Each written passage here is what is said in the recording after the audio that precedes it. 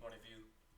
Above here, it's quite a long staircase. Believe it, Naruto said, showing at the giant staircase in front of us. They're also called stone tubs that tear hearts apart. Ida replied. Seal perched from Naruto back. Cool name. Let's go at a sprint. Naruto dashed off excitedly.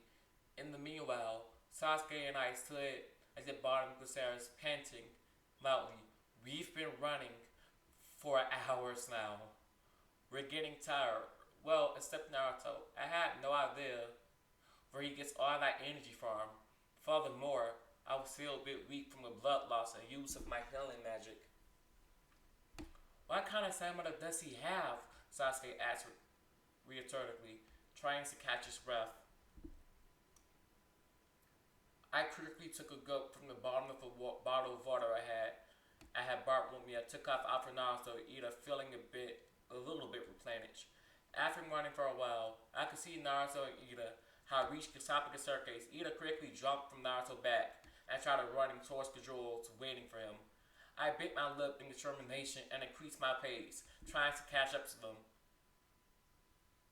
Skipping ahead. As soon as Sasuke and I finally managed to catch up, we saw Io attempting to kill Ida with a sword made of lightning.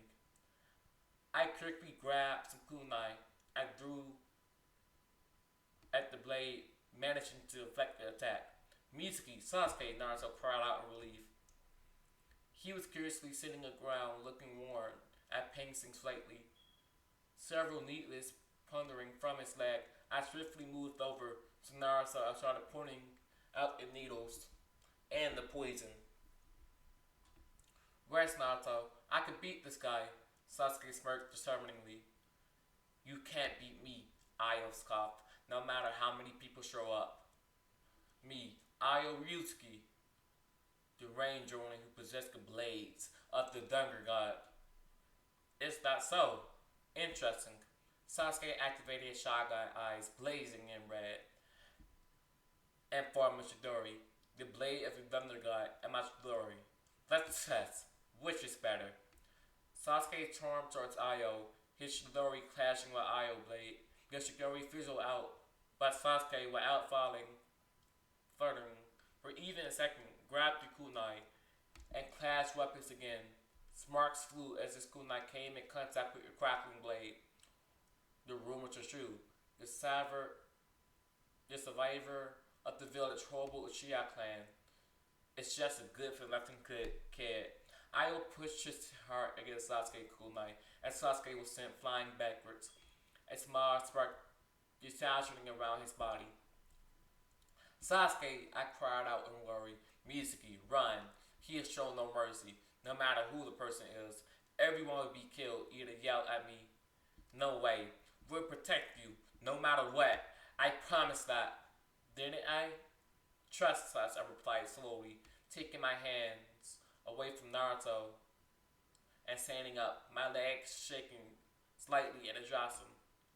Now, all that's left is a wounded rabbit and the excellent pup, huh? You two together.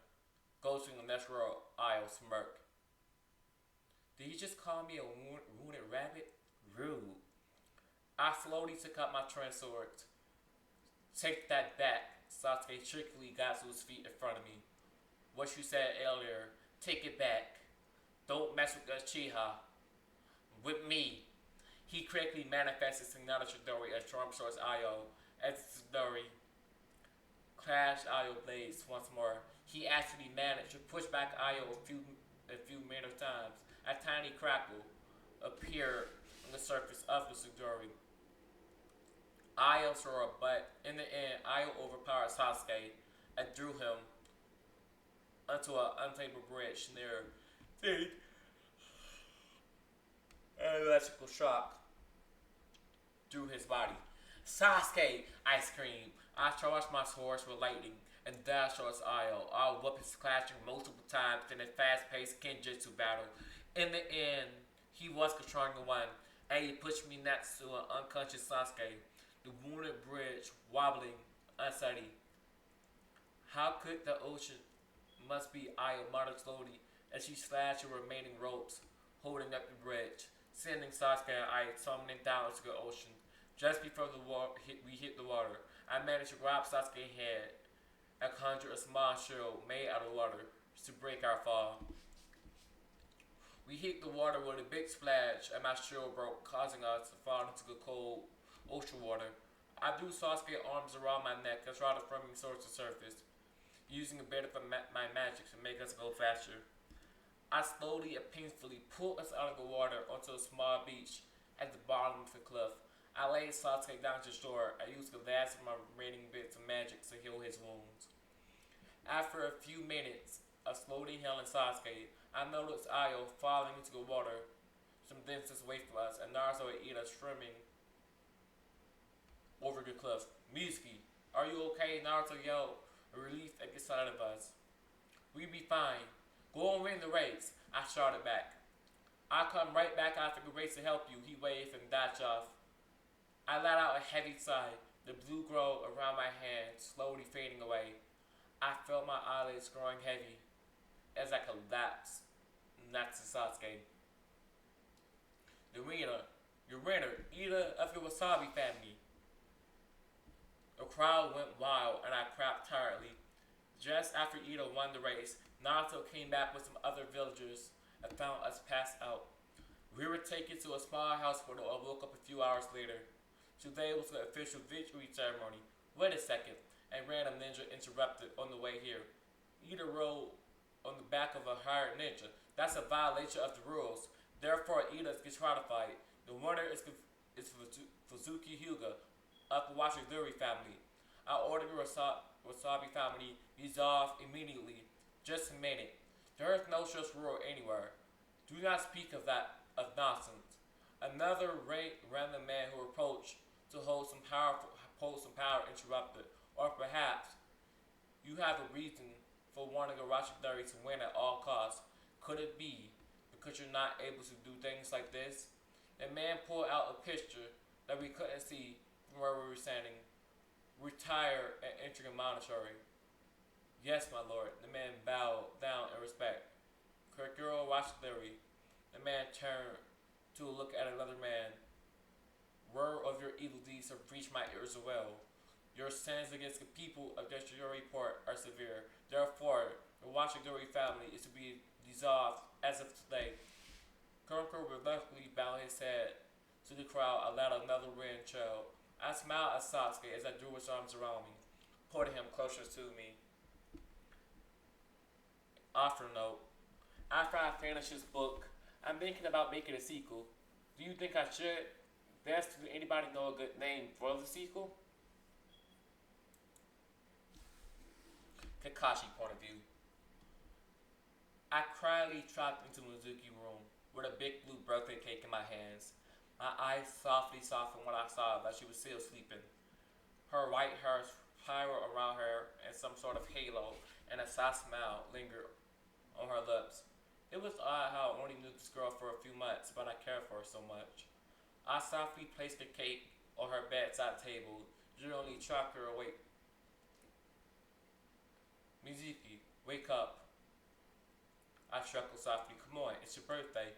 Her eyes slowly opened as she looked around me in daze, with her eyes stunning upon me. She smiled. You actually remembered my birthday? Thanks, Kakashi, she said in a sleepy voice. Of course I did. I grabbed the cake and held it in front of her. Make a wish. She quickly blew out the candles, collapsed her hands together and closed her eyes. After a few seconds, she opened her eyes again. What did you wish for? I asked clearly. For all of us to be happy and stay together forever. Mizuki point of view. After Kakashi and I devoured the cake for breakfast, he handed me a small package wrapped in a picture green wrapper paper. I carefully took it out and unwrapped it. Inside was a black wooden picture frame containing a photo of Scene 7, taken a few days ago. I was standing in the middle of the picture. Sasuke had his arm slapped around my shoulder, and Naruto stood at the other side of me, smirking, striking a wacky pose. Behind us, stood Kakashi, giving a small smile, waves to the camera, as we were all smiling into the camera. I placed it on my bedside table and thanked Kakashi with a big hug. I released him from the hug when I heard the doorbell ring. Kakashi told me to get dressed while he went to the door. I quickly changed into a black high-waist loose skirt and a soft blue crop top. I put my hair up in a ponytail and went downstairs. Kakashi, who is it? As soon as I entered the living room, I saw Sasuke awkwardly standing with me with a big bouquet of roses. A small smile graced his face as he saw me. Happy birthday, Mizuki. He handed me the roses. Thank you. I kissed him. I hate this. I kissed him softly in the cheeks. I quickly placed the roses in a vase, and Sasuke grabbed my hand and pulled me out the door. Where are we going? I questioned. You see. He smirked. Sasuke had first taken me shopping on his cost. After that, he took me to a small clearing in the forest where he had set up a picnic. We swam in a small lake near the clearing and had great fun. We were now walking hands in back home. As soon as I entered the apartment, Naruto jumped out in front of me and yelled surprise and nearly gave me a heart attack. We all ate dinner.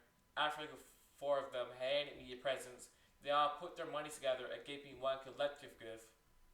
I unwrapped it. I saw a damn golden bracelet. It was solid gold. It had a small grille embedded into it. The letters K and MS was engraved between the gem. I put it on and marveled at the way the gem shone in the light. It was beautiful. Mark filled me as I grasped a hug and all to give me gratitude. Best birthday ever.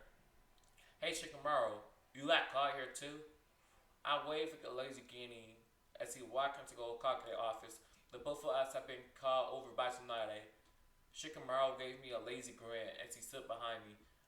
I summoned you here today to congratulate you. Do the journey exams were sadly interrupted. Many of the higher-ups, including the former Okage, was quite impressed by the skills you displayed. This is why it's been decided that the two of you from this day on will be journeying. Tsunade gave us both a green journey vest. I flashed Shikamaru a smile, and we both left the office. Gave him a high five before heading back home. I was overjoyed to be a journey now. Kakashi, look. I ran to the living room to show him my brand new Chunin vest. He congratulated me and took me to eat in a restaurant to celebrate my promotion. I decided not to wear the vest because it was summer and in my opinion, it was too hot to wear it. After that, we were called to Tsunade office once more. This mission is B rank. You'd be escorting our client safely back to his home in the land of waves. The client is a very wealthy man. Important client. You meet up in half an hour. Dismissed. We nodded as we went and packed ourselves up at the date. Our old client was a 20-year-old man with brown hair and green eyes. He was dressed aesthetically designed in a red kimono. He greeted us kindly and introduced us as Akira Gara, the eldest son of an individual and wealthy family. After including ourselves, we left the village. Little did I know that would be our last mission together. End of chapter 35 and 36.